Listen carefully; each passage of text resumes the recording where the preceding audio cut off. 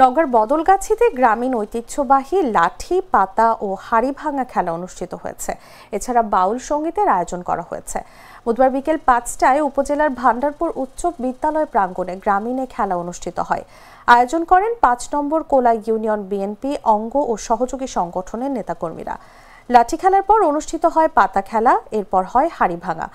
তবে পাতা খেলায় দেখা যায় এক অন্যরকম দৃশ্য। বিভিন্ন বয়সের ছেলেদের পাতা ওঠে, তাদেরকে কেউ গামছা দিয়ে পাতা টানায় ব্যস্ত থাকে।